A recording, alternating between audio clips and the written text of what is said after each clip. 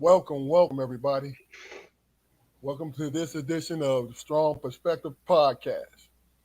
I'm one of your hosts, Keith Armstrong. I'm here with my brothers Armstrong and Jaquari Armstrong. We got a special guest tonight, Corey Thompson. We welcome you, brother. Uh, I'm going to get the introductions out of the way. And then we'll do some housekeeping, and then we're going to go from there, okay? Jaquari, let's start with you, brother. How was your day today? My day was regular, man. Ain't nothing special happened. That's generally the way I like them to be. No bumps in the road. And I manage my course. Okay. Okay. Well, look at you trying to be all whatever. I got you, though. Damon, how you, brother? Hell, my day was good, man. Any day I can spend with my grandbaby, man, is a blessing. You know what I'm saying? She showed me something new every day. And it keeps me humble, man. Okay. So I had a great day. Cool. Corey, how you, brother? How was your day today? I'm well. Day was full of surprises. Okay. Yeah. Okay. Maybe you'll but manageable, like Jaquari said. Okay. Yeah, hey, the plot thickens. It always does, boy. It started early too. That's what I like. The plot thickens. It's gonna be a couple today, y'all. In a minute, he gonna be like, dig what these motherfuckers tried to do. These motherfuckers. All right, Corey. So what we're gonna do? Let me get some housekeeping out of the way, and then My bad. I want you to let us all know. Yeah. Who you are. All right. No doubt. Scrolling down at the bottom of the screen, Strong Perspective Podcast. We're on YouTube. Make sure you go like, share, and subscribe. Especially like and subscribe to it, because we want what our goal is. The people who need to hear us have conversations. We need to reach it. So we're trying to push our way towards it, and I think we're going to accomplish that. You know what I mean? So other than that, Mr. Thompson, let the people know. Corey Thompson, Photoleer, Brooklyn born, I-95 raised, father of one, daughter named Coltrane, war veteran, photographer. It's a bunch. Other shit will come out as we actually talk, but No. You just like your man Mullins. Like I'm not too good to talk about myself, man. Hold on. The night before I told both y'all, you got to at least have an opening monologue because we got the rest of it. We got you. You know what I'm saying, brother? No doubt. But you need your opening monologue. So let's touch on your opening monologue. Talk about Photoleer. What is Photoleer? What is it? To let everybody know what it is. Photoleer actually started. One day I was actually going to buy a TV for the Super Bowl, and at the time my ex, she was like, you always wanted to start your own photography company. Why are you buying a TV to watch the Super Bowl? Why don't you buy a camera? So that was the first thing. But it all started when I was in the military, and I would actually take pictures, but I didn't know what I was actually shooting, right? But I just know that I could see things. So I would start shooting that way. But I lost my job, and then I was standing in line with everybody else at like a job fair. And I was like, yo, fuck all that. It started out to be black eye photography, a perspective from a black eye. You know what I mean? And a buddy of mine, Lear is like my tag name. Okay. And a buddy of mine actually put it to two of them together. And then from there, I just rolled with it. It's like, I got like 19 names, Corey, Photoleer, like, you know what I'm saying? Like, for me, it's just about the moment. And Photoleer, for me, is always about the moment. So if I can actually create a moment with that camera, you damn right I'm about to do that. That's real. That's Real. Okay. Okay. All right. Let's talk about the young one, man. Your queen. Talk about her. My daughter. Yes, sir. Yeah. I mean, you probably got two queens, but we talking about. Let's start with the daughter first. Okay. Um. Yeah, my daughter Coltrane. She just like everything. Like I'm the That's, man I am, not I'm sorry only to because interrupt. of. That's a hell of a name right there, brother. Right. I was Thank just thinking you, the thank same thing. You Shit. Listen, thank you, man. I appreciate that. I always knew, but to hear you say it, I'm like, okay, okay. Well, I'm sorry to interrupt. Go ahead, bro. No, no, no. This is what this is. Yeah, But man. yeah, she's everything. She introduced me to therapy. She introduced me to the understanding of abandonment. She introduced me to her being a child, and then me being a father, and then when she gets older, I've become a parent. So it's a lot that she is like to me because at the end of the day, I was missing a lot of things because of how I was raised. Like you know what I'm saying? So I wasn't even looking at those things. I was just coming through the life with the age thing, like pop, pop, pop, pop, pop. Okay, I'm 25. This time I'm a rock. Pop, pop, pop, pop. Nah, that's not how shit. And it wasn't until she came that I realized a lot of things about me um, that I may have put out on other people or things. It was me, like watching her, like what I don't know, like gave me the ability to be where I am today, and in my understanding and my empathy and my love for people. Like, Okay. Okay. You know, All I right. found, man, when I became a parent, I shed a lot of embarrassment and shame, yes, man, because I had to present things in a certain way to my daughter, to my daughter to keep her from yeah, being, victimized potentially. You know what I mean? So, daddy, that's being a real. daddy is not an easy job if you're doing it right, man. It's really not. And it was funny, like you said that I love what you just said because it's hard being a dad when you don't know how to be one. You know what I mean? You haven't got the tutelage or the tools to actually do it. We live in these things called era pockets. So if you live in like a certain era, like health, um, if I come from a certain environment and that environment is always just it's lacking love, it's lacking all this different stuff. How the fuck am I supposed to actually know how to do that for anybody else if no I haven't been taught that? Like you know what I'm saying?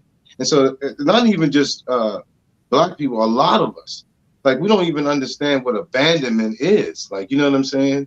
We could be on this podcast right now. Somebody might want to be on this podcast, but because they're not on it, they might feel left out. That's a form of abandonment. Like, you know what I mean? It's almost like we live with these life cycles, and I don't know if I'm going too far off. So, big dog, grab me if I do. No, But we live in these life cycles or pockets where we don't really understand who we are as individuals, but we live in this society and move in it, but not as individuals. Does that make sense? Because it's almost like Thank you, depending on what situation or area you're in, you throw that mask on or take that mask off. Like, you know what I'm saying? okay. So you never get to live in that like authenticity of the individual. Okay. Okay. Look. You just hit my us with some hindsight. heavy shit. Let us respond to it. Yeah, Jaquari, what do you think? I just said, if that's your approach, man, you got to thank God for hindsight, man. Seriously, and the capacity to learn from, your missteps, yeah. and hopefully, you're a rational enough human being to, take Mm, note of your fuck ups and learn from them, man. That's a big theme of mine, man. It- you really, at this point in my life, if I make the same mistake twice, then I really got to pull back from whatever situation it is and evaluate things, man, seriously. Because just being a functioning person in society, man, you got to pick up on things, man. You have to pick up on things. It's some people in the world who, in certain situations that they can't take hints. They fail to read the room all the time. Mm. You know, Gotcha. and those are some of the more unhappy people that I know. Yeah. Damon, Shit, I feel to do that sometimes. of course, it's being human. Damon, what you think, brother? You know what? How I feel about it, the whole situation, man, is wisdom comes with age, man, and experience, like y'all spoke of. And I think what most people lose themselves, man, is not recognizing themselves. You know what I'm saying? You comfortable in the room when you know what your faults are, what your mistakes are. You understand what I'm saying? You get it, and when you present yourself in that room, it's coming from a genuine place. Yeah. You know, you know how many cats y'all know, man, start their day off with recognizing their humility, man, and their humanity. You know what I'm saying? And if you start off with that thought process, you're not going out to harm. You're going out to be recognized. Yeah. You know what I'm saying? And then when you're coming from that space, people recognize who you are because it's genuine. You know what I'm saying?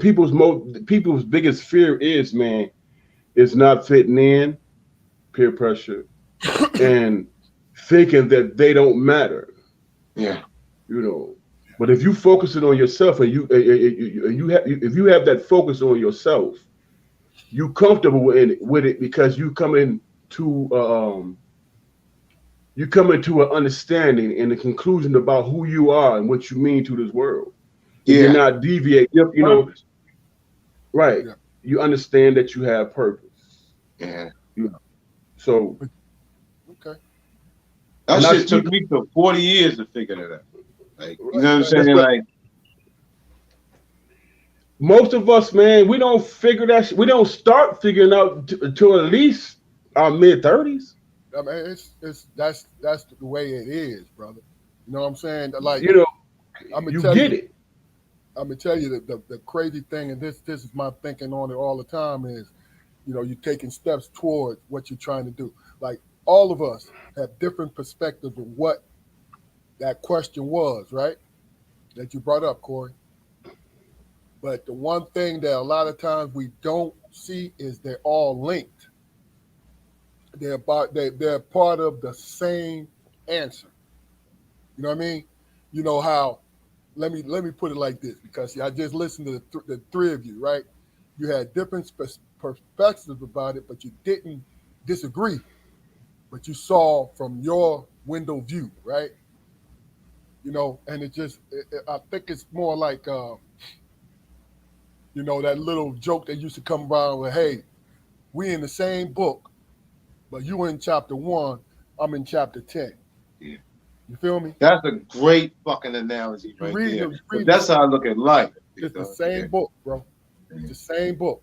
But see, a lot of times, and y'all let me know if what y'all think about this. A lot of times, if it don't sound the same, even though it's familiar to you, but if it don't sound the same, you make the choice to disagree with it until it starts to sound familiar to you. Like with my brothers, I'm not going to get too intricate with it, just simplify it. With my brothers, if we have a heated discussion, I'll say to them, I agree with you. We in the same ballpark. It's just you're a little bit ahead of me in what I'm saying. You feel me? You're a little That's bit right. ahead of me. Because guess what? It's easier. Then we're going to move on. But it's easier, unless I want to comment, it's easier to disagree than agree with somebody. When you have strong mind, it's easier to disagree with that person to agree with them. Like, yo, hey man, yeah, you make a point, but how many times you heard that in your life? Oh yeah. That's true, but damn, we saying the same thing. Yeah, but it all depends on how much you're being challenged, man. Yeah. You know what I'm saying? That's my point, though. Now, okay, now I'm glad you said that because you and I had a conversation a while ago, Damon, when I said every piece of information you have, you shouldn't speak on it as a challenge. When you giving it to somebody, give it to them. Don't expect a challenge because you already know. You're already convinced. It's not your job to convince somebody. It's your job to plant the seed. You plant the seed. They hear it. They'll get it when they get it. Yeah. But they heard it from you. And guess what? As soon as they get it, if they ever get it, your face is going to pop into their mind. Or they're going to say, I heard this from somewhere. Like, you know what I'm saying? Like that's the thing. Like, I think the most honest thing you could do when you're with somebody is be who you are, regardless of how they actually end up taking it. Because when they walk away from you and they're spending time with themselves, they have the most honest depiction of you, right? So they can actually really assess the situation. But if I give you half of what the fuck I am, and then all of a sudden, are we supposed to person? Okay. What'd you say? Nope, go ahead, bro. I give you half of what I am, if I give you half of what I am, and then the expectation's too high when you actually give half. That's all for me. Like, y'all know what the most difficult thing for me was. Hold on for 1 second, Damon. Let you Corey. What would you say? Go ahead, you have to police your expectation of others, though, man. I mean, personally, man, you know, I've gotten into the habit of just, you know, what we doing here. I hear a motherfucker out. You know, I don't decide at the onset of the conversation whether or not I disagree or not. I like to, you know. I'll give a person, you know, a shot to sway me. You know, because that's only gonna open them up more when I present my side. Yeah.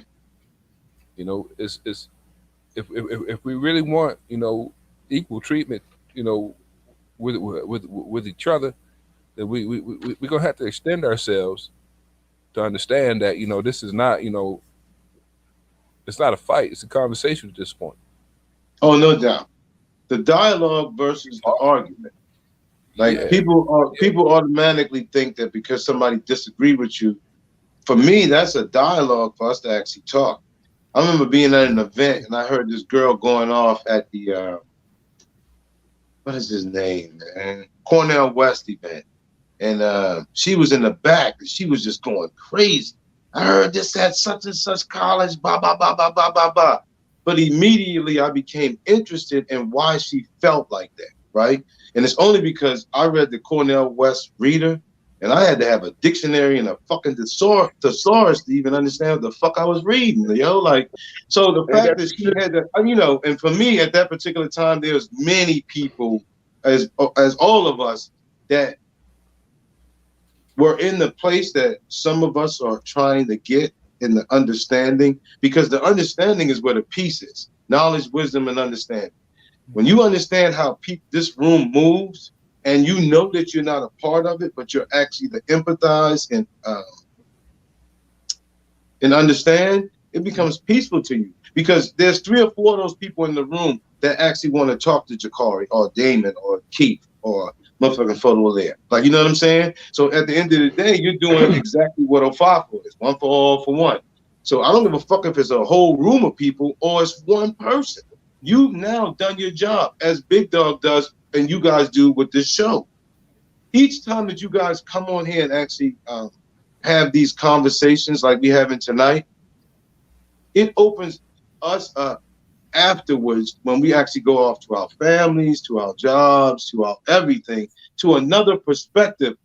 So that day you might actually wake up and you're not feeling it, but that conversation last night gave you another perspective to where, okay, I didn't get my coffee last night. I might not have got no ass last night. You know what I mean? So I'm good now. Yeah. I talked to brothers that actually went through the same thing I did. Me growing up, I never really shared a lot with people because I felt like I was the only one going through what the fuck I was going through. Yeah.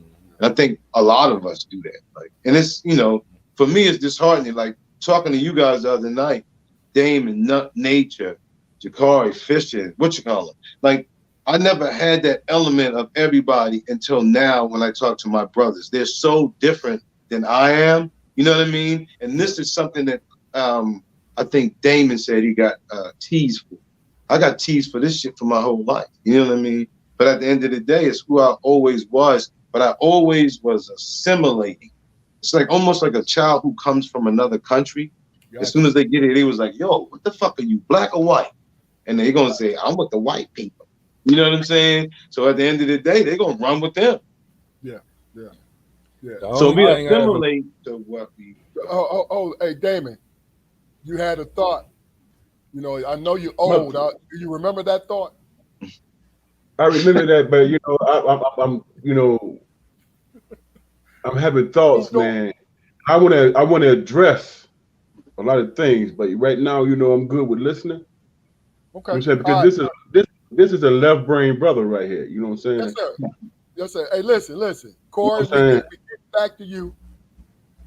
I'm gonna let you marinate, Damon. You're gonna be first up. But let me what we always do, we acknowledge our viewers in the comments. All right. So right now, Shannon Collins, what's up, my brother? Great barber. Y'all, hey, look, in the Raleigh area, go to Creative Cuts.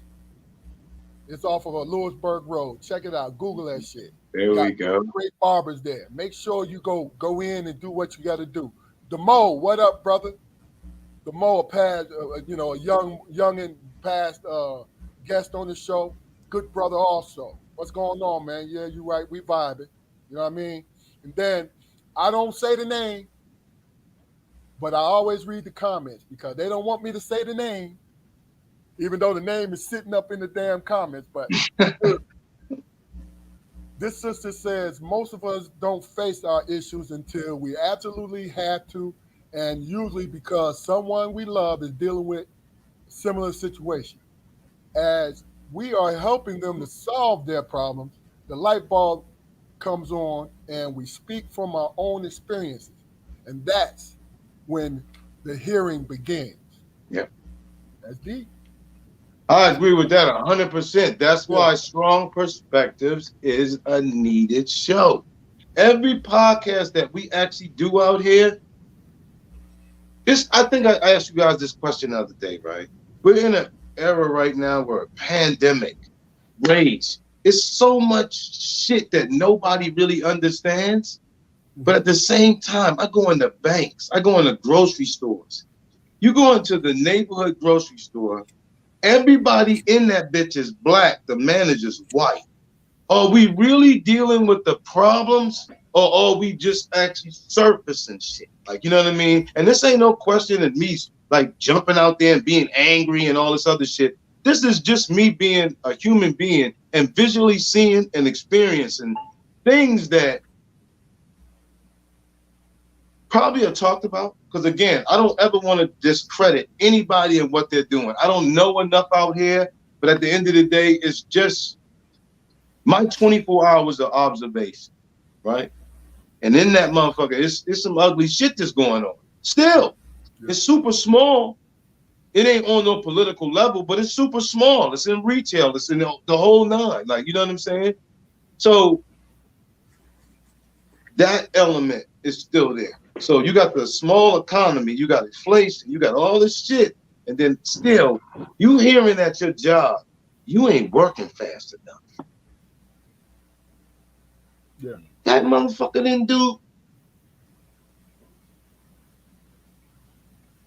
But you know where that comes from? Pressure from above, and small-minded people. But see, you know what that, right, and where that comes from, man, is the element of the atmosphere that we live in this country. When we talk about capitalism, you know what I'm saying? Everybody feels like they have to be better than the next man to make it in life. You know what I'm saying? So what are they looking for?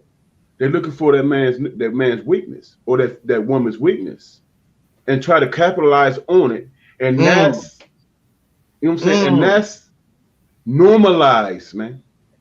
You know what I'm saying? And you become desensitized towards it.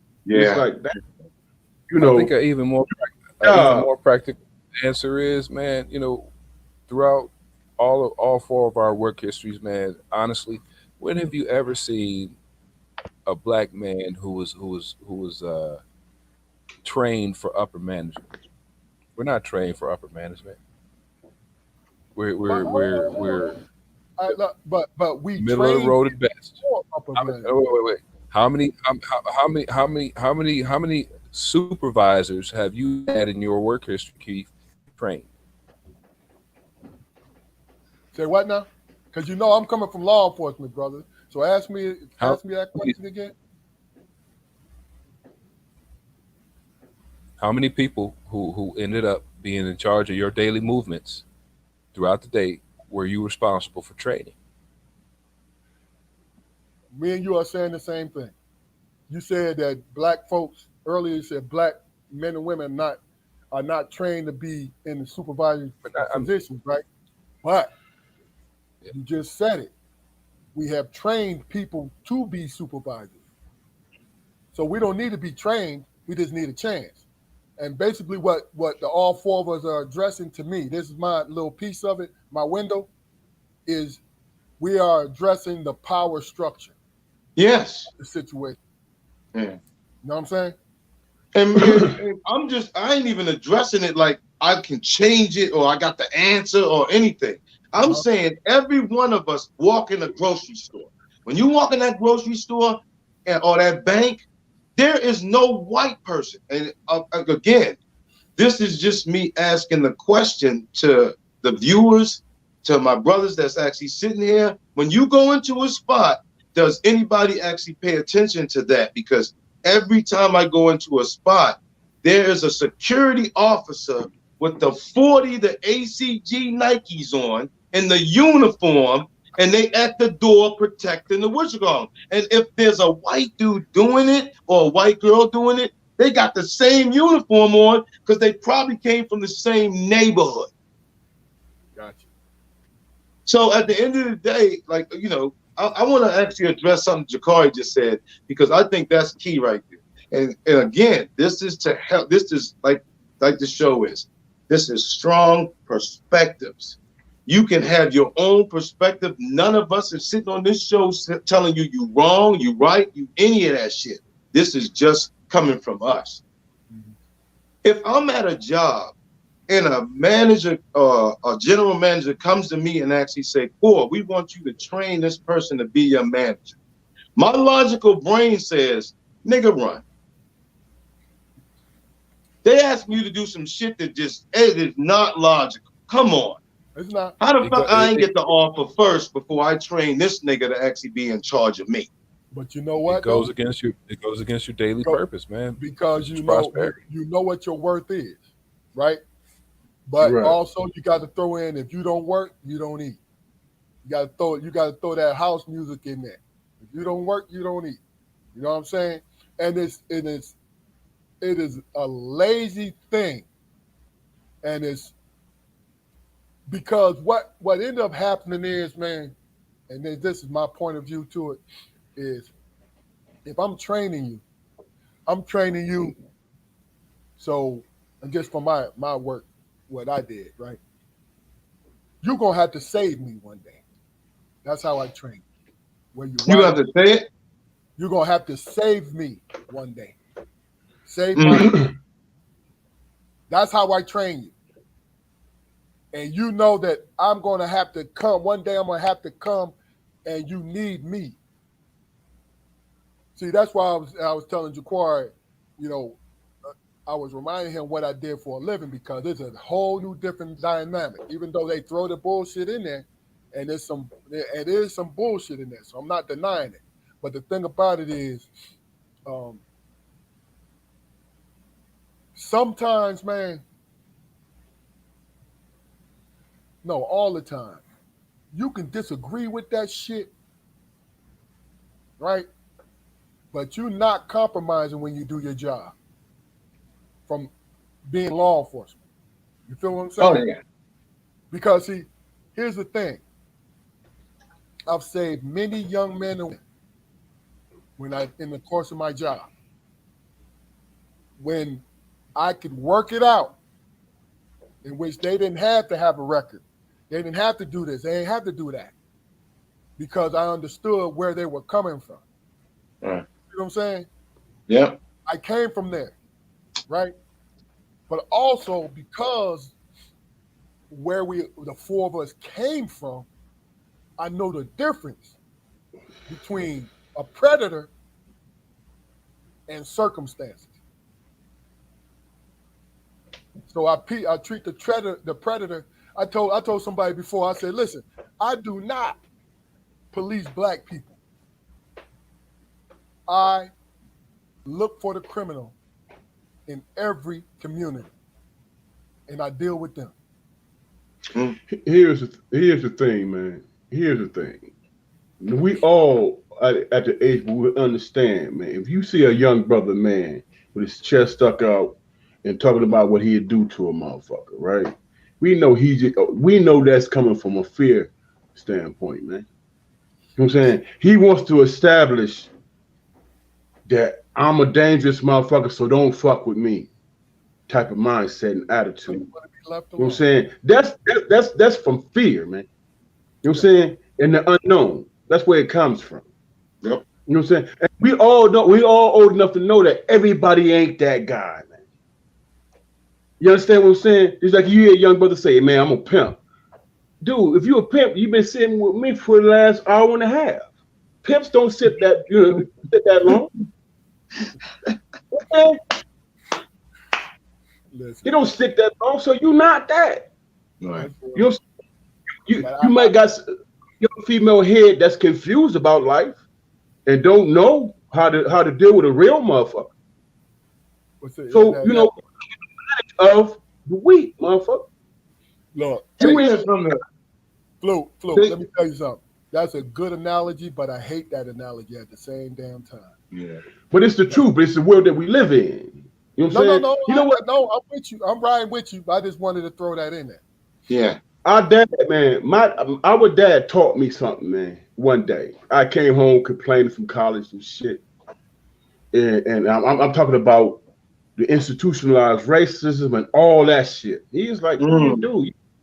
He said, "Man, you a man. Why are you worrying about that shit?" Exactly. I said, Dad, they coming at me. They doing this, and they doing that, and they making me feel this way. He said, "I'm gonna tell you this." He said, "Every room you walk in, watch who looks at you. Yeah. Watch and see who looks at you. Yeah. And then you govern your life from that point. You know, you're a black man. You know when the motherfucker has animus against you. That's the motherfucker that you avoid. You know what I'm saying? You know the motherfuckers that admire you. Those are the people that you try to establish yourself with. You have it in you. You know what I'm saying? And don't ever come home again complaining about the bullshit, son. Because I just told you how to control your life. I just told you how to govern your life.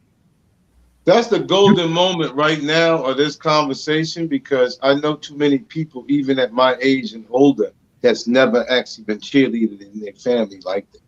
And that's something that actually needs to be said to every black man. I think a lot of black men in this world, greatness and uniqueness was taken away from them when they were super young. You had one experience happen that you didn't want nobody else to know about. That's why I always say every one of us need therapy, because that moment, that thing you got locked in that motherfucking in your cerebrum globum, that shit right there, that's almost like last night with Keith and with Big Dog when he actually said booyah. It's no, silly. It's hard, Joe. But no, that for me, I saw, we got memes, podcasts all over. But what Damon just said, to be cheerleaded in your family, that's a great start. Yeah. From love, school, anything. To be cheerleaded as you being great, it's almost like for me, and this is a good example and a bad one at the same time because I don't really understand this kid. But the Kanye documentary, when his mom actually started reciting his young rhymes, right? In that moment, for me and my mother didn't have that type of relationship growing up.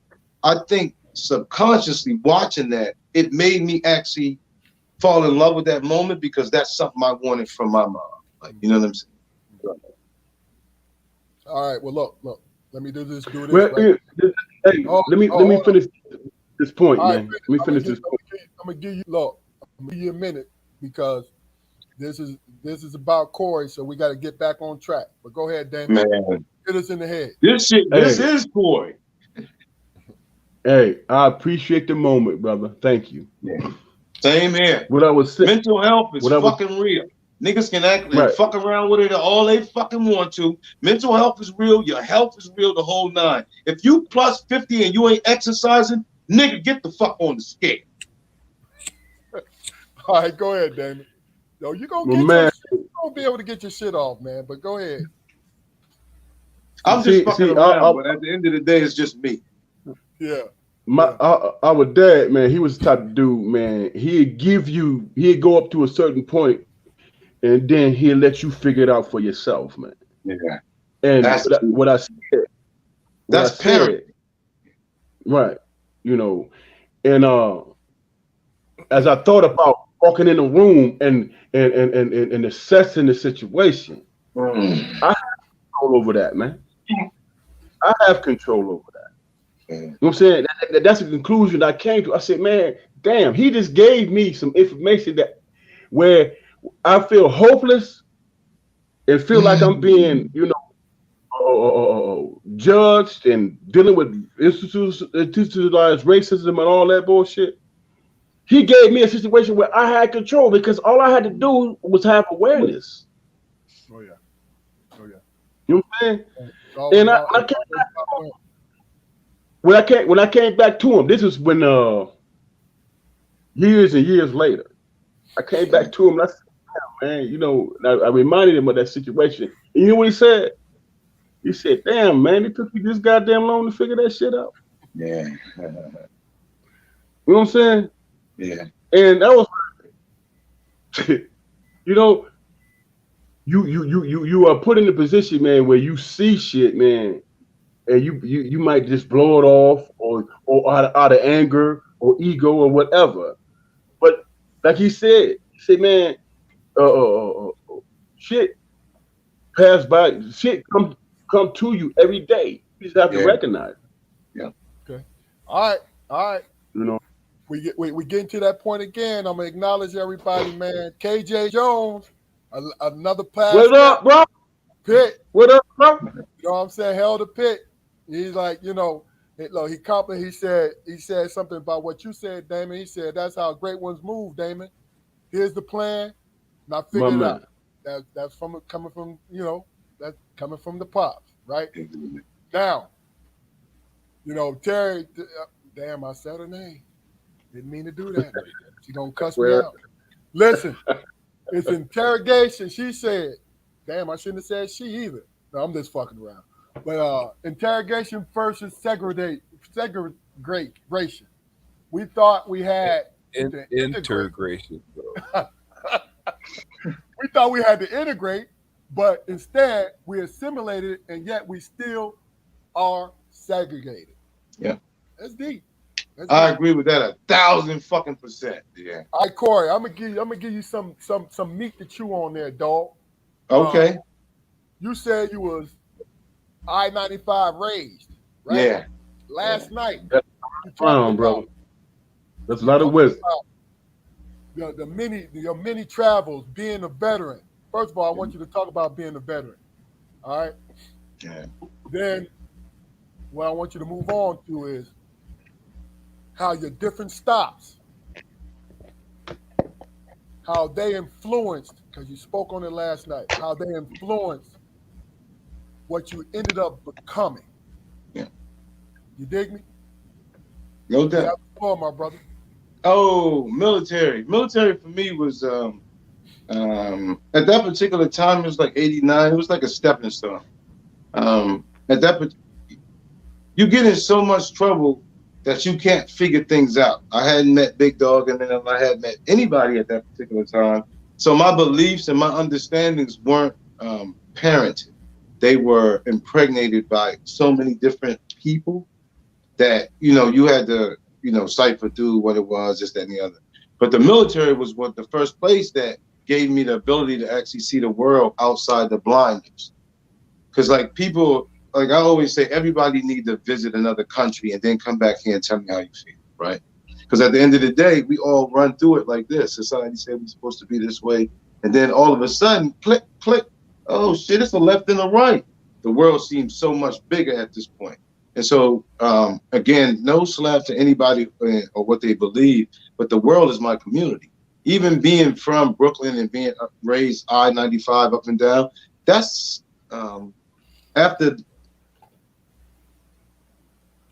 doing self-inventory on myself and understanding that we live in cliches and we live in one dimension, it forces me to challenge myself in what I was taught and how I move at 53. Hold on. I'm sorry, brother. I'm sorry. Do that. Say one dimension. You got you can't just slide over that, man. Stop that. Well, okay. We do 3 dimension, then we do 4 dimension, right? So, and excuse me if I'm doing it disservice, but sometimes I dabble in metaphysical and all this other shit. Sigmund Freud type shit. Just you know what I mean? Because left brain, brother. We're taught a lot of shit. So at the end, like I asked you guys the other day, we sneeze, and Jakari gave me the same answer that my sister gave me. You sneeze, and the person say, "Bless you." I said, "Who the fuck told us to do that?" Yeah. All we do is give shit labels. They. Who the fuck is they? So it goes back to David for me. Hearing his father actually tell him about his greatness and uniqueness, just hearing that alone, like he said, soon as he walks into a room now, he hears his father's voice. That room ain't got no control over him now. Yeah. My bad. I might have got off track, but that's a powerful. Keep going, man. Yeah, keep that going. Yeah, that's a powerful entity in the whole metaphysical and the understanding of life that creates peace within us, right? Comes through meditation, comes through eating right, comes through actually controlling your diet, right? So like when the whole Black Lives Matter and everybody was outside screaming, again, these are just thoughts I have outside. These are not opinions or judgments of people. But if I went outside knowing that all I ate was McDonald's, I wouldn't be outside screaming angrily, or I would be, because my mental is not balanced to actually even understand my anger. You know what I'm saying? Okay. So in that sense, we live so one-dimensional, meaning that we just see. Right now, phones, everything's visual. The second dimension is shadows. You know what I mean? The things that you see out the corner of your eye, this, that, and the other. We don't fuck with them. I studied Islam for a while, and they said that a lot of times human beings see truth, and the first thing they do is distract themselves. Oh, I want to watch some football. Oh, I want to eat something. You ain't hungry. You just see truth right now, and you're not really ready to deal with it. Or not even that you're not really ready. You're not equipped. Because I hate saying that good one. These terms about us, because they're very underdeveloped. When you've been impregnated with so many ideas, so many visuals, you gotta like deprogram that shit and then bring in the new shit. Like right now, this is the new shit for me. Like, you know what I'm saying? Like, yeah. And here's the thing, man. Just to piggyback on what you're saying, Corey. People stay in their safe place, man. Yeah. You know what I'm saying? They stay in their safe place, even though it might go against their constitution. Yeah. You know what I'm saying? But they try. People are tribal, man. Yeah. You know what I'm saying? Because that's what society teaches and what society pushes.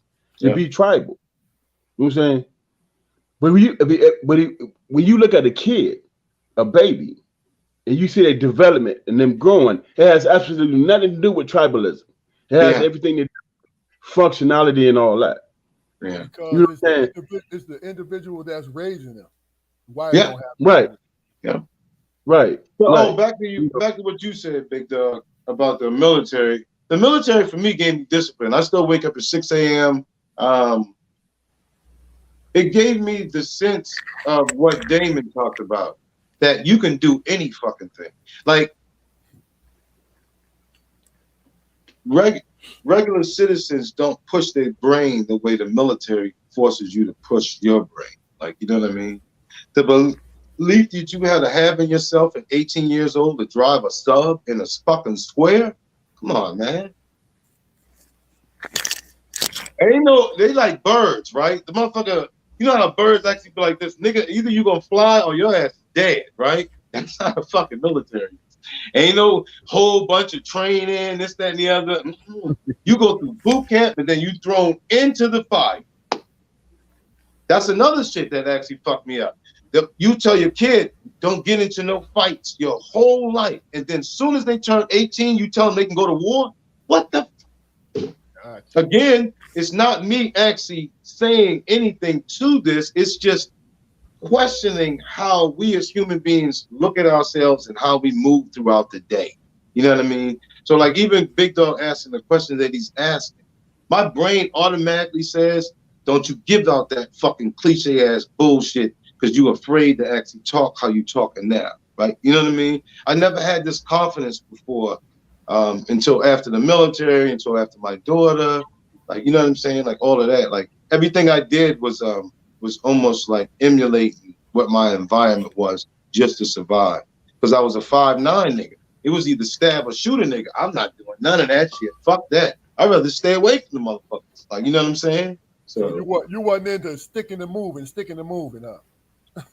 I mean, if I had to, but my thing was, if I saw some shit that was popping off up the street, like I said, because I didn't have the parenting skills, it made me super visual on what to watch for and what not to watch for. Like I said, I'm 6, 7, 8 years old, getting punched in the face, chest, and body like I'm a grown-ass man by other men. Like, you know what I'm saying? So at the end of the day, I can't go to sleep, wake up the next day, and look at life the same way if that happens to me more than 3 or 4 times, right? Okay. All right. Well, let go ahead, Jaquan.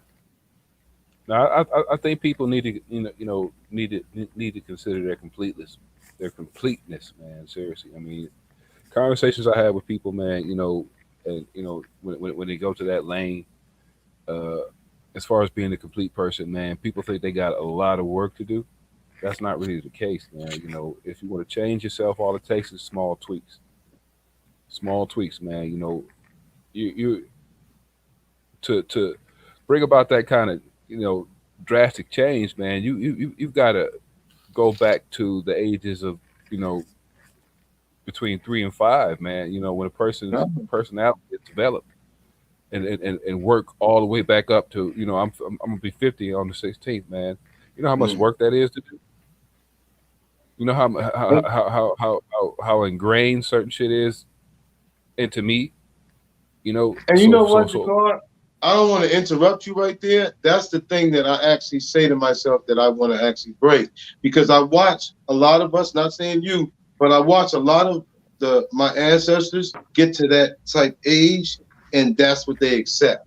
They don't accept changing anything. They don't accept learning anything else. Everything is bullshit, this, that, and the other. For me, at the end of the day, like I tell people all the time, I ride a fixed gear bike around the city. I smoke a lot of fucking weed. I can't sit on the couch and watch TV and think that shit ain't gonna fucking happen to me. And if you good with that, you good with it.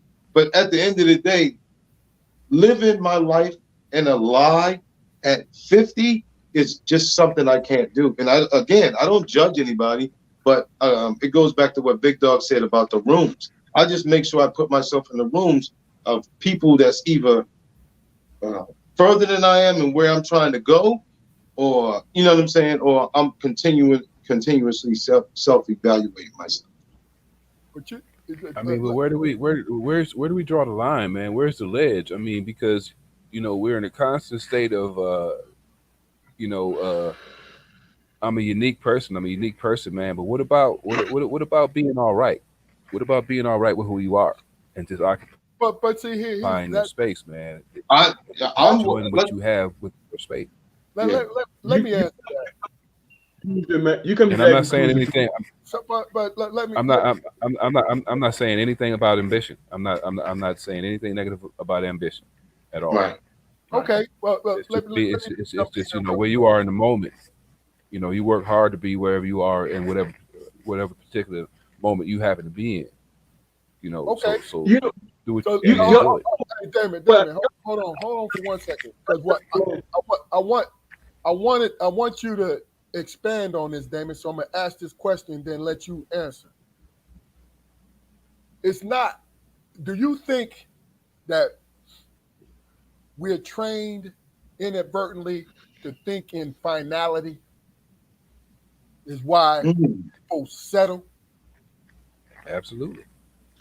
Go ahead, Damon. Yeah, because that's a society that we live in. That's capitalism, man. What is capitalism about? You know what I'm saying? Me personally, man, when I left my parents' protection, you understand what I'm saying? Even going towards the end of leaving my parents' protection, I realized that I could be a motherfucking monster, man. Yeah. Because of what the world was bringing to me. Yeah. You understand what I'm saying? But I had to revert back to my parents' teaching and how they raised me to let me know that I wasn't a fucking monster. Right. You know what I'm saying? I had to reach back and understand my constitution and my consciousness says that, man, you are not what motherfuckers say that you are. Yeah. Yeah. That's you big. What I'm saying? Yeah. You are not what motherfuckers say what you are, and that's what the true evil in the world is. The world telling you that you are not who the fuck you are. Yep. What you were put on this earth to be. You understand what I'm saying? All of us could be monsters, man. Of course. But in that moment where you are being that, you have to recognize, and that's when you pull back and say, I can't do that. I can't take this. No doubt. No doubt. Right? Because he don't fucking better. Yeah. You understand what I'm saying? But I have to protect my own. Because he don't know any fucking better. Yeah. You know what I'm saying? And that's having awareness, man. And that's having parents, man, that teach you that your only purpose is to survive and make you and be who you are. Yeah. You know what I'm saying? But see, you live in a world where everybody's telling you to be something else, right? Right. We live in a world where everybody's telling you to be something else. You go to a grocery store, you're a customer. You go to the hospital, you're a fucking patient. Nigga, I'm a fucking human being. Why the fuck I got all these titles? Like I said, again, this ain't no slap to people. My brain just don't operate in unlogical shit. So when you actually say it to me, it forces me now in this therapy state and understanding that, everything's about peace and love. If you're not talking that, you're pissing down my leg and telling me it's fucking raining. And you know what? That's a good point. Because I want to I'm going to do one of your numbers, Damon. Piggyback off of what you just said, Corey. Why is it that people have villainized peace and love? We don't understand it. At least I'll only speak from my standpoint. I never understood it because I never even liked my fucking self. Listen. So let me just say this, and I'm gonna let you finish. Peace and love come from a position of strength. That comes from a position of strength. Now, you could be foolish, right? Or you could be too hard on people to even give up peace and love. But it takes strength either way. Yeah. But go ahead, Corey.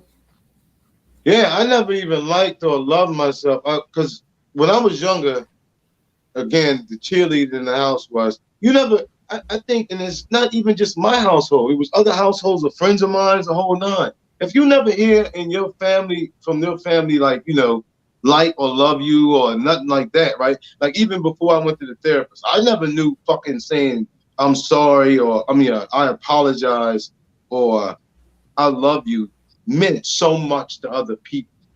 I think throughout my life as a young kid, even as, you know, my early adult years, I discredited a lot of people's feelings because of my experience growing up, if that make any sense. Got you. So yeah, Peace I and never love. really liked or loved myself because I never questioned that, right?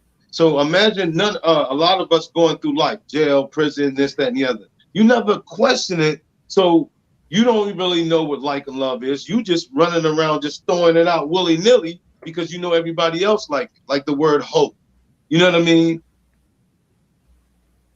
So for me, I had to learn to understand love, and my love that I started to understand was what I wanted to give to people, right? I think we were talking about this the other night, and life is so fucking transaction, right? And for me, that had been my whole life, all my fucking life. That's what, nigga, I'm giving you something, I need something back, right? When I stopped doing that, that was my first sign of actually understanding what love was. Shit, like maybe 3 years ago, right? I never knew what a fucking blessing was. My sister said it to me because we go back and forth. Well, I used to with the religion thing versus the universe and spiritualness, like, you know what I mean?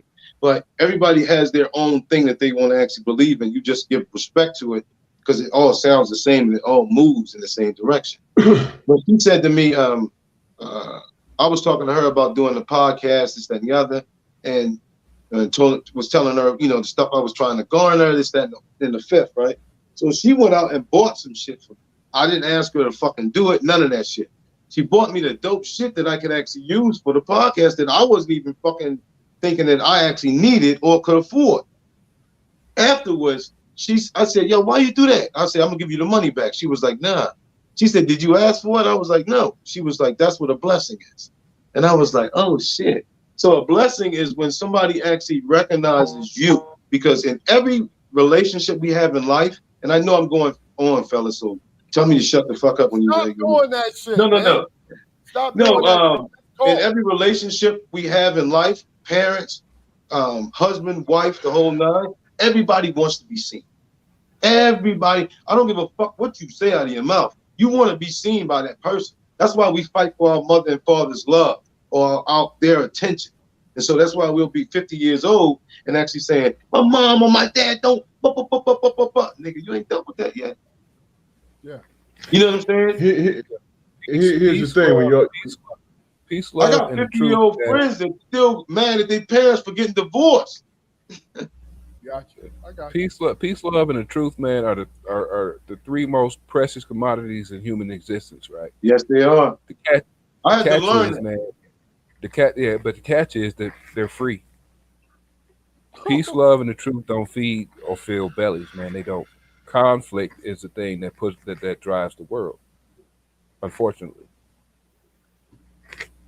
And that goes back to how we say it every day. You have a choice.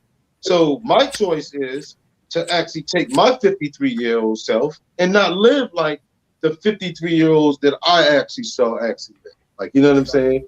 So I'm going to actually take those changes. I'm going to take in consideration that if every magazine I see says how to please your man or woman, that ain't my responsibility. I got to find out how the fuck to do it. If all of us got that fucking problem, you know what I'm saying? Like, if every magazine's talking about how to please your man or woman, at the end of the day, that ain't my problem.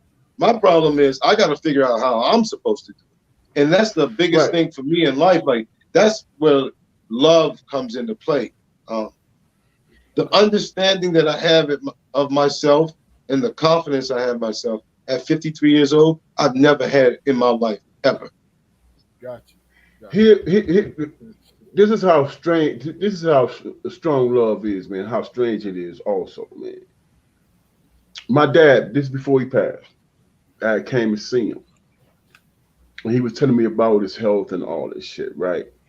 And that was the first time I kissed him and I held on to him.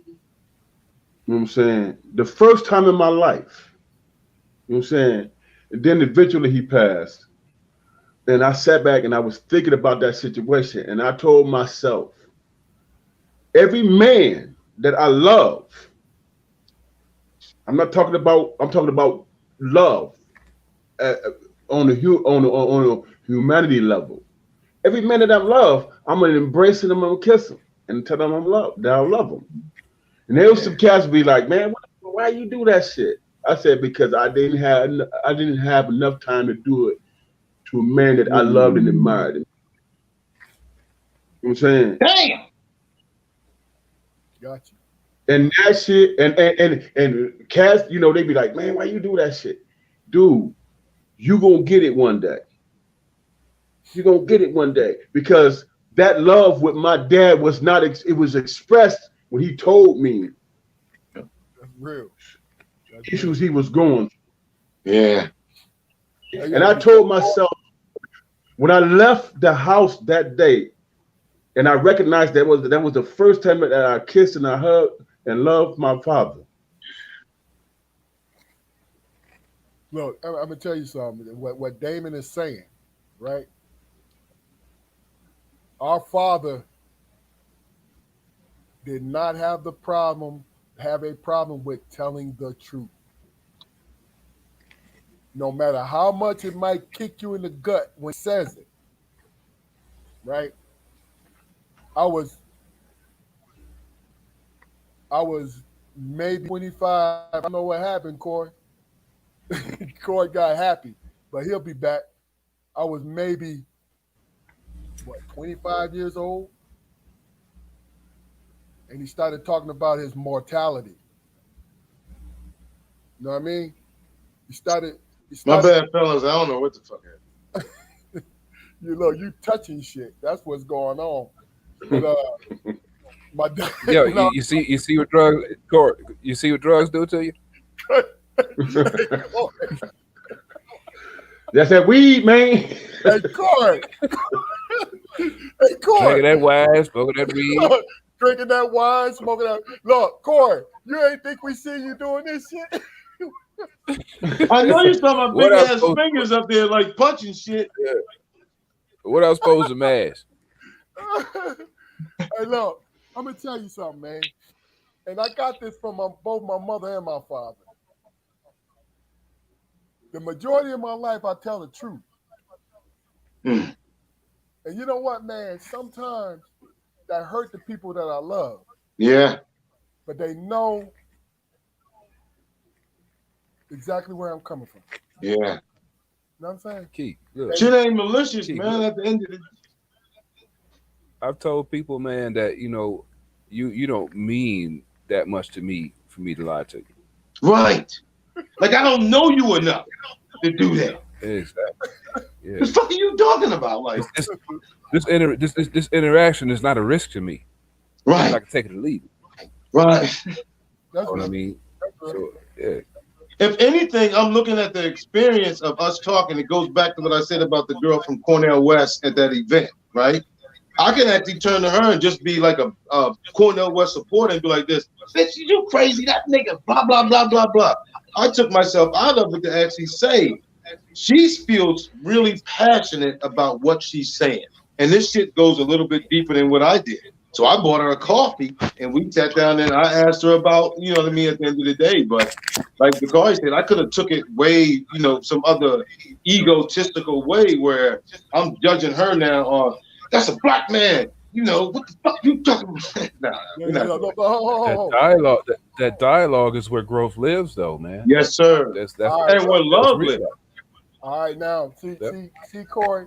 This how organic and how real this conversation is, because I was looking for a place to make sure we big your situation up, because you're doing some great things, some great personal things, right? Oh, I appreciate that, big I dog. want our audience to know. All right, now I'm gonna set it up as best I can. Yes, First sir. of all, talk about your series that you're doing. With Dude, with the it's a couple of them. hold on. Oh, my bad. You're gonna get your opportunity, dog. It's just what I see. You understand what I'm saying? I got you. And on Instagram. I want Yeah. you to talk about those things, right? But here's the segue. You can segue from this. You talked about it last night. Pittsburgh changed everything about you. Yeah. Talk about that and then move on into when I came out of the military, the first place I hit was Pittsburgh. My father was living there at the time. Big factor in there. Shout out Dirty Face Charlie. So me showing up at his door, you know what I mean? I failed in 9th grade. So I was about to fail the fucking 12th grade. So I was like, yo, I'm about to leave the fucking school system and move somewhere else where I can actually like rock this shit out for my last year. You know what I mean? I can't fail fucking twice and shit. Niggas gonna look bad. So Right. that was the real reason. That was part of the reason, but then it was, I need money too. So it was like coming there, showing up to my father's door, and then that nigga looking at me like this, open the door, just let me in. But it was like changing things back and forth. But it, again, still fucking around the streets. So fast forward, what we actually talked about before, how I met Dre, Marva, all these different people that lived in Pittsburgh at the time, Ron Monday, Big Dog, Cole, John Monroe, Bugsy, all these people had what you guys talk about, like what Damon says, what Jakari says, what Keith said. They had all these different elements. I didn't, and sis, I love you to death, but I didn't know how to actually love my family and be a brother, right? So I went around. I did the same thing I did as a child. I ran away from home a lot when I was a child. So I ran. That's why I said I'm I-95 raised. I ran up and down I-95 looking for my mother and my father. So meaning that those type of people.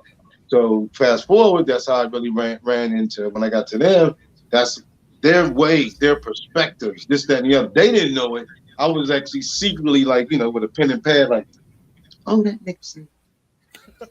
So I was pretty much like that and taking pieces of them. That's why I always say this arm is Amy and this arm is Charles, but the rest of me is all the amalgamation, as my man Kobe said, of all my friends. Like we say about these conversations that we actually have, these conversations shape me the next day, the next week, the next month, right?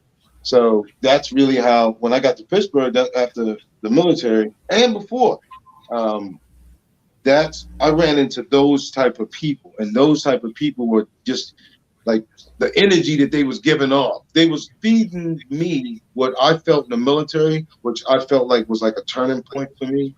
Like, you know what I'm saying? Now I'm starting to understand a little bit. Now I'm starting to dismiss certain things. I'm not tied into, like Damon said, the watching the institutional racism. Like, you know what I'm saying? I'm looking for Corey at this particular time. Like, you know? So I get there and meet them, and again, it just went from there. Okay. Let me ask you. Let me ask you a couple questions. Ask you a question, Corey, but I want you to get into your art, man. Everything. Please. Go ahead. I just want. I mean, first, why? I get the sense, man. Oh, Something else. He's a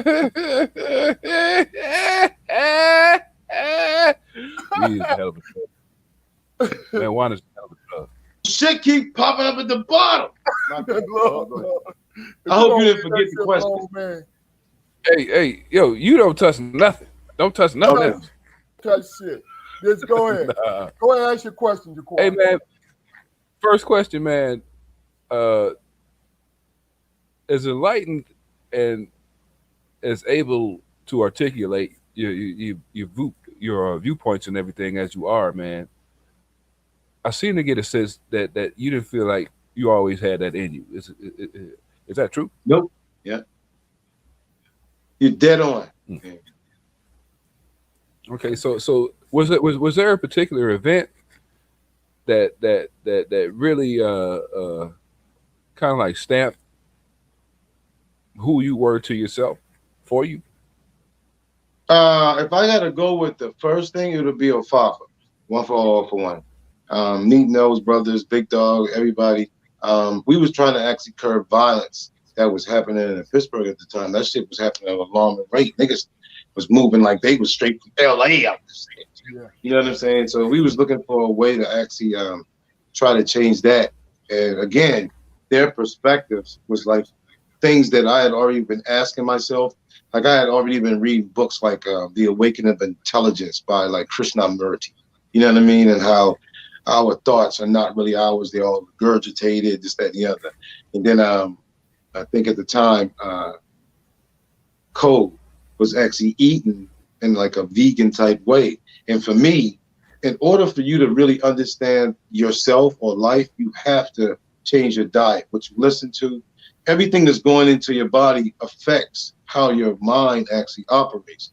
That pituitary gland, that shit's got almost like, if we 50 years old, that shit got a lot of crust on it. If you don't brush that off, you don't think different. You know what I mean? You're just sitting there with the cauliflower pituitary. You know what I'm saying? So it was really around those moments. And then me moving to DC and working with Bugsy, John Monroe. His like thought process, again, the Pittsburgh Connect, the New York Connect, the DC Connect, how all of that actually moved coming from 520 North Negley. Like it was phenomenal because there was like, even when we started, there was people that was laughing at us. You know what I mean? Like, oh, niggas holding up shirts, this, that, and the other. But it was, now it's 20 years, 30 years later, and this shit is still here. Like, you know what I'm saying? So at the end of the day, I think it was Bugsy. It might have been Dre. Somebody actually opened a message to the black man, right? In the first couple pages, it says one for all for one. And that Dre came up with that name before we even saw that book. Like I had read that book several times, as all of us had. Like, you know what I'm saying? I had never seen that shit. And so right there for me, it was like, I'm big into like signs and paying attention to what's going on beneath the surface instead of on top. So that, yeah, Apopha was like the first turning point, and then my family and my daughter, yeah, at the time, yeah. Okay. All right. Well, we at the point of every show, right? Well, also, let me acknowledge KJ had to go run, man. Peace to you, God. You know what I mean? Love you, brother. Corey, I told you I was going to ask you this question today, and gave you at least 12 hours to think about how you were going to answer it. Yep. You got the ear. We've done this for the last 5 or 6 shows. You have the ear of the youth, men and women, and what you give them, they're going to receive. What do you think you would want to give them? Believe in yourself. The fuck, regardless of what anybody say, your mom, your dad, anybody, challenge every fucking body. If that shit don't make sense with you, then rock that shit some other way. If you actually don't feel 100% about something, open your mouth. I don't think that a lot of black people actually open their mouths because we'll lose jobs, we'll lose pay. Everything's tied to some other shit. So if I gotta give it to the, and really to be honest with you, Big Dog, it's not too much that I can really say to the youth because these niggas have actually created their own fucking money called Bitcoin. So what the fuck I'm gonna offer them, and I'm still working a job, and these motherfuckers still, you know what I'm saying? Got you. Yeah. All right, look. Let me just say this to you. I need you to understand. I need everybody else to understand. The generational gap is fictional. Period. Yes. You know why? Because we have taught these youth, these young men and women that's thriving today. What we taught them was maybe we didn't teach them where to create whatever cash stream that they're creating. But what we did was we empowered them to being comfortable enough to be themselves. Oh, no doubt. But my saying? thing is, when we come to the older generation, we gotta listen more. If you can't work a fucking remote control to turn the TV on, you need to stop talking about fucking Patti LaBelle and all these other motherfuckers. These kids don't want to hear that shit, man. Like dead ass. And when we start wearing famous footwear, nah. Stop playing. What the fuck is you talking about? Listen, I understand where you're coming from, so I'm not disagreeing with you. Yeah. But motherfuckers better know their history. Yeah. I'm not talking about, moving in the same direction that we moving, but understand your history. Oh, no Because doubt. here's the thing. Our generation didn't understand our history enough. Yep. You know what I'm saying? Oh, 1,000%. Because what has happened is we have access. Old heads have access on the internet with real fucking info. Think about the information. If we had that shit at 25, man, come on, that they got right now. Think about what kind of I think I turned out well. When I say well, I mean fucking well, right? As a human. Oh, big dog. I don't mean to interrupt you, but it goes back to my thinking again. It's so funny that you just said that. Imagine if we had this or had that the kids have. I don't even answer like that because I try to answer to the kids like I was 25. So when they say, "Oh shit, you had a shotgun put in your face at 25," what the fuck? I ain't never had that before. Then I talk to them at 53 because at the end of the day, they can't relate. Me telling them about my 53-year-old self is not relatable to my 25-year-old self. So I got to be honest with them and actually say, when they ask me that question at 25, was you X blah blah blah? I was like, no, fuck no. But look. We in the same book. So I'm not disagreeing with you. But guess what? We both have the same responsibility to meet each other in the middle. You understand what I'm saying to you? I don't like it when people, older cats who got wisdom, say you got to go meet them there. No, they got to come too. It got to be in the middle.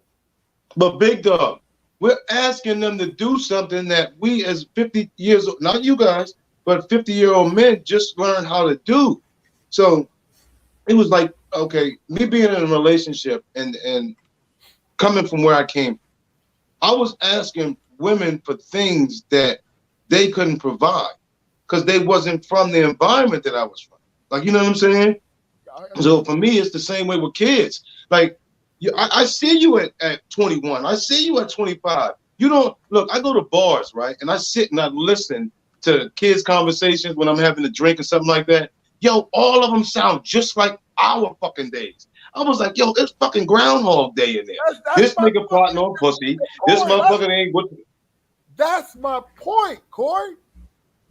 That's my point. We all have something to talk about with each other.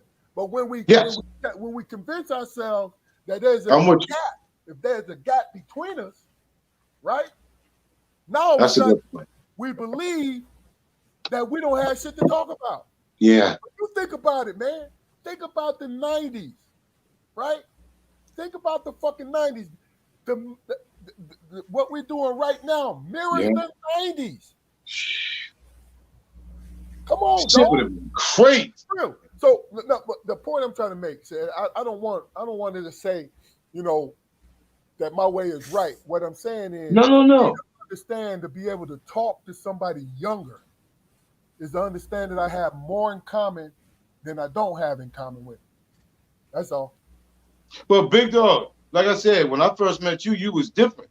So even as an older man, I latched on to you and your perspective and your thought and how you actually move. You know what I'm saying? So that's why I always say it's no age to when you actually get it, but you got to go through it to get it. Like, you know what I'm saying? Last thing I'm going to say, because you my man. Think about it. You just said that I was different when we met. I agree. I agree. But what did I do? I built on that foundation as a person. Yeah. That's all. Yeah. That's all. I just built on that foundation. That's it. Look, but if I don't like giving my resume to young guys. Right. I don't like that shit. Yeah. Well, you don't have to. I was this, I was that, I was so. You don't have to. You know what I mean? It's like, come on, dog. You don't have to do that. I mean, because you're still the same. The conversation, the questions that you ask, again, you actually challenging people's beliefs. And again, that was, for me, the latch on, because at the time, if I had a conversation with you, it sounds just like right now. You actually dip, and that's why I love the title of it. And I keep saying the strong perspectives, because at the end of the day, life is about perspectives, man. So if you're around people who, just like Dre said, the young girl that was actually thinking everybody went to jail until she started to realize that everybody didn't go to jail. Like, you know what I'm saying? It's the same way with us eating. I was on a corner one day and I was sitting there watching a girl. She was in a Mercedes and she was eating McDonald's. And I was like, yo, she put premium gas in her car and put garbage in her body. Ain't that a bitch? No, again, no judgment, just watching the psychosis of us as human beings. Like, you know what I'm saying? And I'm only doing that to watch myself, to say, because anything I see, I could be the same shit. Great fucking point, Corey. Great point. Great point. All right, well, look. So I just want to lend understanding to it. Like, even now, talking to my daughter about death, like, you know what I mean? At the end of the day, her father's not going to be here. So it's just like me having this conversation right here with you guys. She's always going to remember that conversation. I remember when my dad was on there with Big Dog and said the other. She's not crying, because at the end of the day, I'm gone. But what I left her was these words, the comicalness, the this, the that. Like, you know what I'm saying? I might not have left you no whole bunch of, no millions, but at the end of the day, if somebody mentioned my name, my daughter's going to smile. And that, for me, is priceless. Let your name ring out with your family. That's Yep. it. Yo, this is what we're going to do, because we're getting to the point where we got the strong, speak on the strong with Damon, right? But we got interrupted. I want you to let them know what you're doing as far as Photoleer, as far as Ofafo. Oh, yeah. Well, you know, everything. Hey, no, and give the websites everything, brother. Yeah. www.ofafo1995.com, at Photoleer. It's a bunch of different shit that I'm actually working on with a lot of different people, but I'm trying to be. If you got it, let us know, man. Yeah, I'm trying to be honest with it. So I got Combo Over Food, where I'm a home cook, so I love to cook. And that came from almost like this right here, actually preparing a meal for people and having a great conversation just about life, mental health, death, all the shit that we experience just as human beings, pandemic, the whole nine. I had my girl Tina on it first, and she talked like she does it lactation. So she actually spit this shit that I was like, she said that there's babies that will not know people without masks. And that shit kind of fucked me up, because I was not thinking it. Wow. Yeah. Oh, back to the mask thing. I just want to say this, though, Big Dog, you guys. You know what's funny? When the mask came, I think for me, I paid attention to the elitism of the world, Mercedes, clothes, Ferragamos, blah, blah, blah, blah, blah. When all of us had to wear the mask, for me, it took that away. So the only thing I saw was a human being with a fucking mask on at that particular time. And I told it to my daughter, and she started to like look around, and she was like, I think, because for me, I find comfort in realizing that elitism is a thing that we've made up, right? Because like we think we're bigger than what we are, all of us. You got to believe in it for it to even be real. Yeah. You know what I'm saying? That's it. That's it. You know? Yeah. All right, well, look, I'm going to come back to you, Corey, but Damon, we're going to give you your segment, man. Give us a strong 2-3 minutes, brother. You're on mute, my man.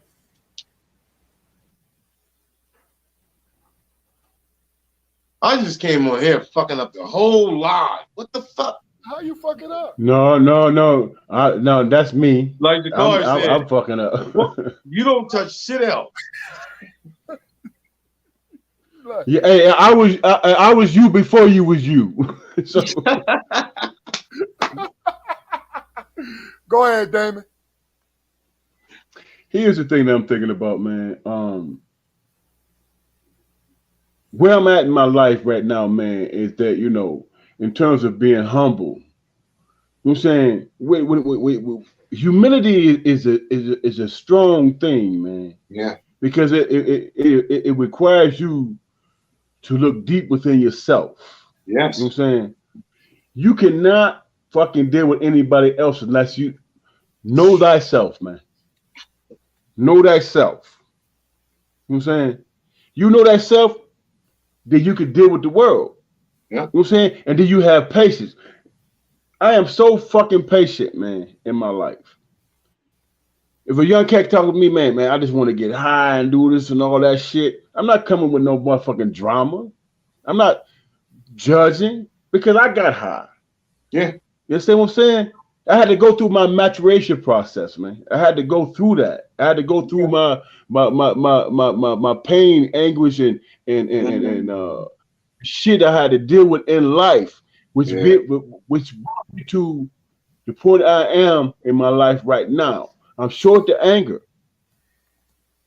I'm short to anger because if I'm talking to a motherfucking cat across from me and you're talking about some shit and I recognize some of the shit he say, how can I judge him? Because I did it too. You know what I'm saying?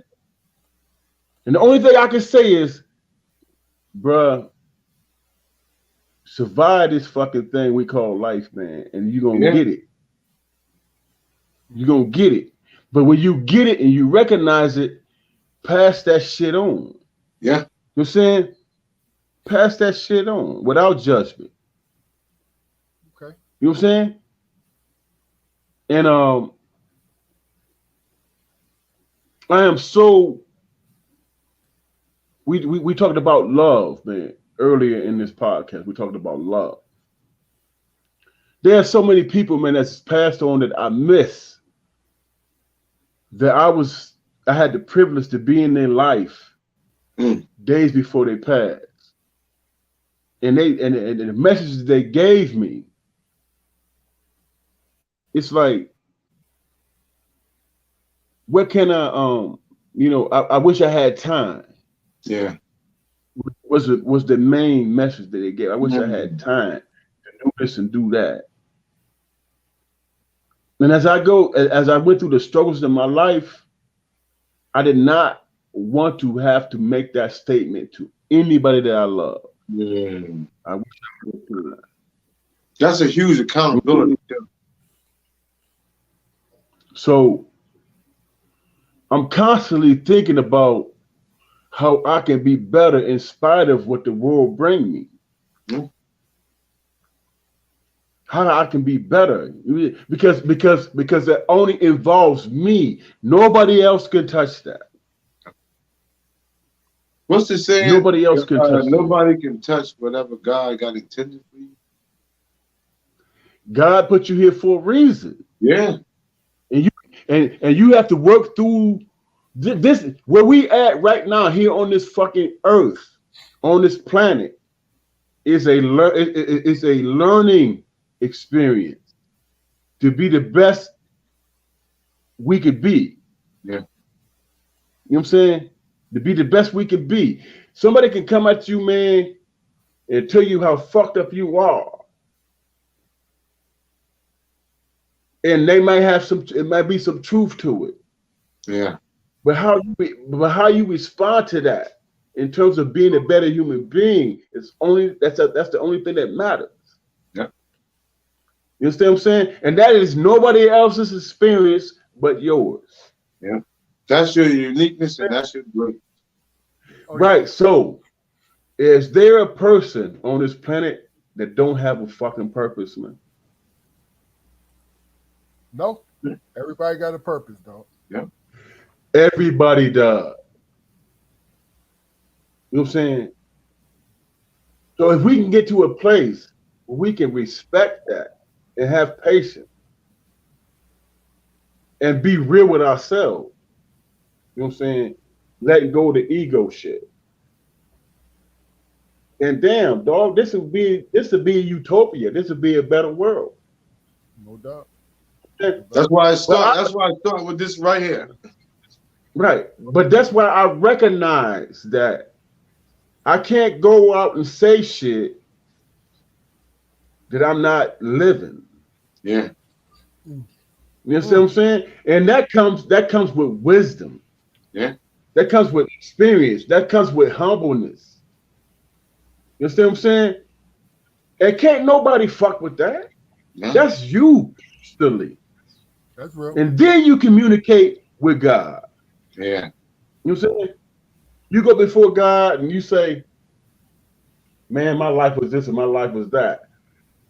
And God would say, you know, you was part of the problem because you didn't recognize what was in front of you. You know what I'm saying? You can't blame anybody because you're born by, unless you're a twin, you're born by yourself and you die by your fucking self. You're responsible for who you are. You're responsible for that. You're responsible for the fucking pain you put out in the world. You're responsible for the love you put out in the world. And I don't know any fucking body, man, from being born that's evil.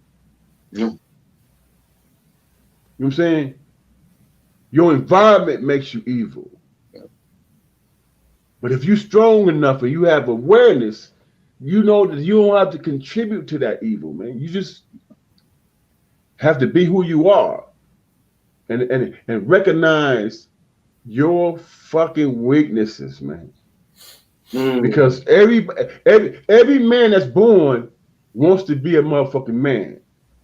But what type of man you trying to be? Yeah. That's a great question.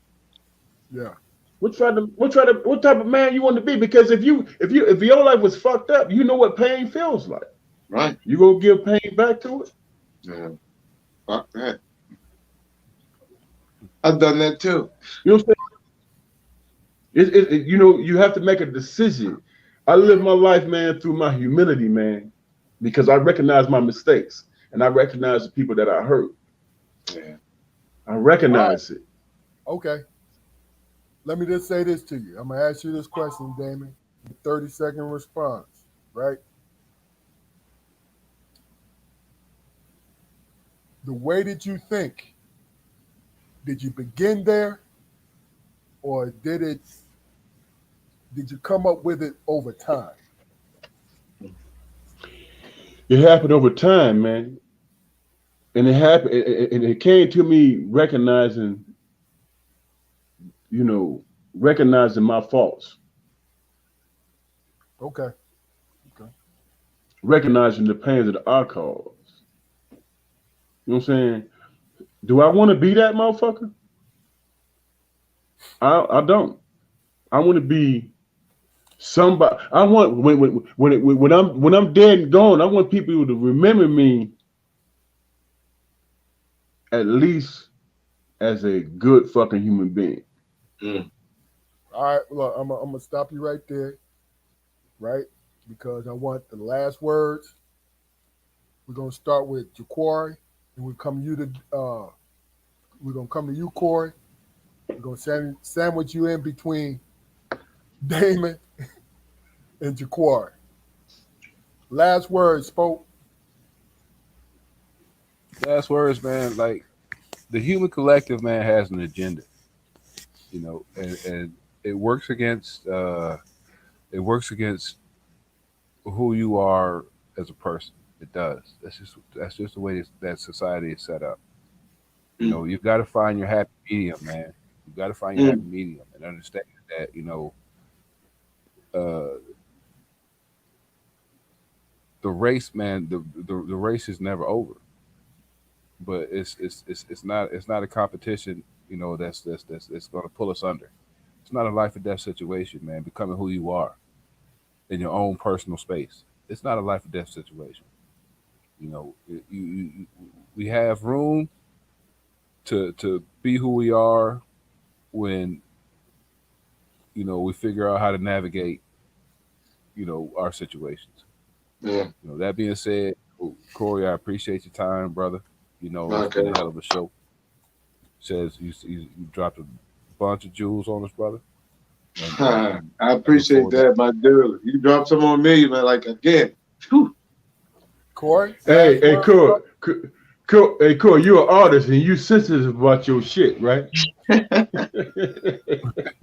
Hello. David, I'm glad you said that. Yep. That's exactly right, man. I mean, well, it's just it's personal because at the end of the day, I just want other people to make it personal for them. But you know, my last words is love, man, all the time. Like you can't, again. The one thing that motherfuckers can't stop is love. You can go through whatever experience you go through in life, this, that, and the other. You can either love or fucking hate. And hate will eat your ass to death. Love is just gonna let you blossom. Hey, hate make you die early. Man, you better say it. I used to tell my daughter, I was like, you know, your dad used to have a black heart. And she was like, what? I was like, I didn't know how to feel for people. Because I didn't even know how to feel for myself. So I was like, as that shit started to actually come like some Disney movie and shit, the shit started to like peel off like the motherfucking Grinch that stole Christmas. And the next thing you know, I had a red heart and shit. That was some bullshit. But that's what I told her. But that's how I felt. Ain't nothing wrong with that. Yeah. All right, Damon. Give us. I want 30 seconds. I don't want no 50 seconds, dude. They gonna be talking Hey, shit. Keith. Hey, Keith, you ain't the boss of me, man. We not Unless you turn off my camera, then I can't do shit. Bless us, man, because like I said, we've been an hour and a half with this, man, and it's been fucking great. No, here it is, man. For me, man, I listen and I pay attention. You know what I'm saying? And I try to figure out in my own humbleness, man, to figure out how to fit in. Some people gonna like that about me, and some people is not gonna respect this shit. Yeah. That's not my issue to deal with. Right. That's their shit. Right. I'm gonna be who I am, and I'm gonna sustain my growth and move in that shit. Yeah. You know what I'm saying? And I'm gonna let other people decide. You know what I'm saying? Whether they want to be there or not. Right. Okay.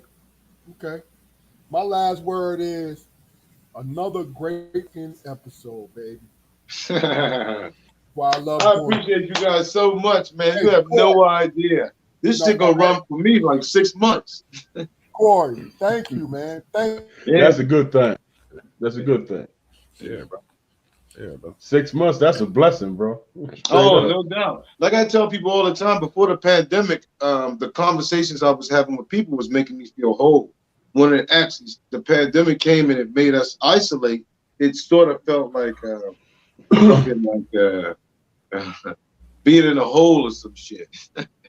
You know what I'm saying? Where now I got to deal with my own thoughts, and at that particular time, my thoughts wasn't like really pure and like wholesome. Like, you know what I'm saying? People talking to me like you guys be doing tonight is the perspectives. That's why I'm so happy that Ofafa has actually come back, because the conversations that we have with each other, that's the shit again that gives me the 6 months, the year, this, that, and the other. Gives me what Damon said, the confidence to actually move throughout and feel. Like Jakari said, you know, you speak well to what I am. It's because of Ofafa. It wasn't anything else. Because at that particular time, I didn't know how to say shit. No, look, you ain't know how to say shit without a dagger. You know what I'm saying? Listen, this is what who? Somebody partying. Look, this is Strong Perspective Podcast. I want to thank everybody for Well, tuning in, my watching. shit's starting to break up now. You know what I'm saying? I was doing good. Look. Hey, we're gonna be back here next Friday. Liquor's a powerful drug. I know, man. Thank you, Corey, man. We appreciate you, brother. My God. Appreciate you, man. No doubt. Appreciate you. All right. Yeah. Till next time, man. And I need y'all on my shit when I actually put this shit together. No doubt. You know Yeah. that. Oh, hell yeah. Hold on, Look, hey, Corey. Hold on while we done, right? Just hold on for a second. No doubt.